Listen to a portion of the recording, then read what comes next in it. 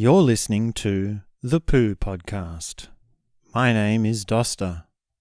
Here we discuss all things poo. Please do subscribe and comment. And now I present to you episode number 9 from season 1 on the Poo Podcast.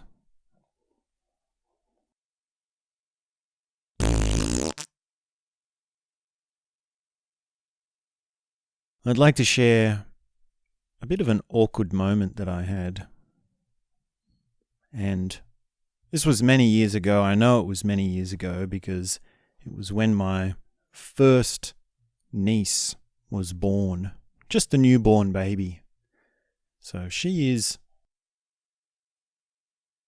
11, maybe 12 years old now. So it must have been about 12 years ago that this happened. And she was the first of the next generation. She was the first born from any of my generation as parents. And my first niece, my first sort of next of kin in a sort of distantly related sort of way. But that's just something you need to know about this sort of story that I didn't really realize until later on, or will become apparent as to why this is relevant later on in the story. But at this time, I went to visit my sister, and I did a poo in her bathroom, and what I thought was a routine experience, right? Going to the poo to do a bathroom, going to a bathroom to do a poo. It's a pretty standard, straight ahead sort of routine, right? We've all done it hundreds of times. It's all pretty straightforward. What I thought was a routine experience turned into something quite stressful and very, very much confusing, confounding in so many ways when I did this at my sister's house, because I did my poo and I did my business, and I noticed in such a way that it was quite alarming that there was some other poo that had landed on me, and it had sort of got on my hand.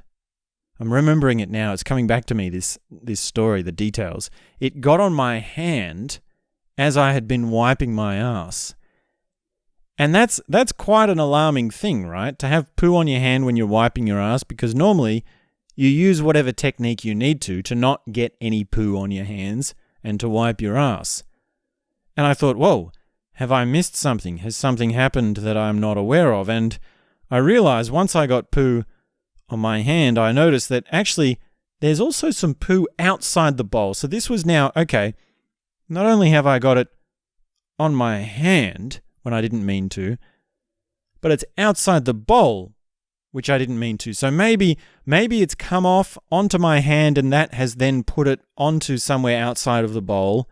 And this is like a doubly confusing thing, right? Because you really want to keep your poo inside the toilet bowl. That really is the goal of the game. That is the whole thing. And if you have it outside of the bowl, then, well, you're going to have some pretty dirty cleaning business to do. And not only this, but the substance of the poo was very different to the consistency, like the what do I call the composition, like how thick it was, the smell of it, the runniness of it, the mass of it, the whatever the word is. That was very different to what I was expecting, because when you do a poo, right, you expect, well, it's going to be a certain solidity or a certain what, and as it comes out, you can sort of sense that to a degree. So I was there having sort of thought that I'd finished my business and then trying to work out, now, how did this all go wrong? I've got poo on my hands, it's outside the bowl, and it's a completely different consistency to what I thought it would be. And I thought, it must have something to do with the baby.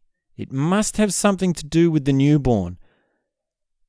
But then I realized, no, because the baby wears nappies, right? The baby doesn't poo in the toilet.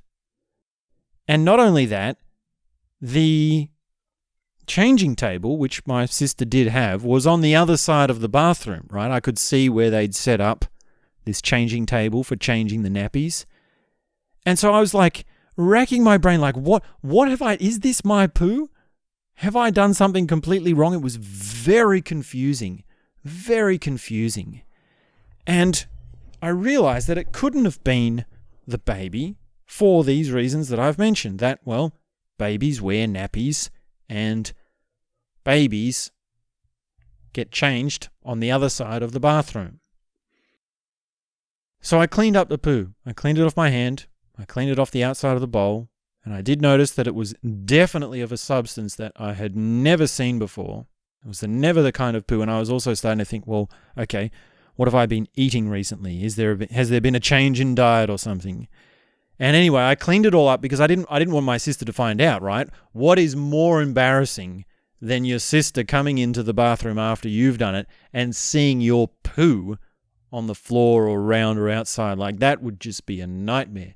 So I cleaned up all the evidence and sort of kept it to myself. And actually, this mystery was solved. This mystery did come to light sometime after this experience and after a great deal of confusion and brainstorming unto myself as to how this could happen.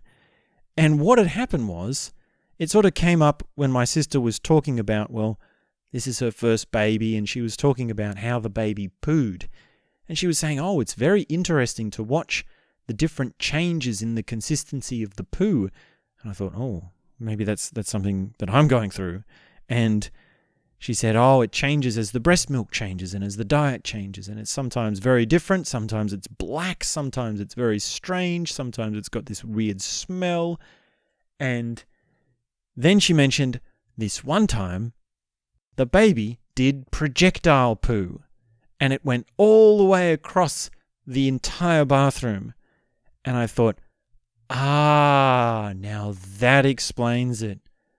And I was quite relieved to hear this and quite astonished at the same time, because I realized that this baby had been on the changing table on the other side of the bathroom and managed to projectile poo all the way across the bathroom with such validity and such accomplishment that there was poo that my sister had not even seen to clean up. Now that is some serious projectile poo.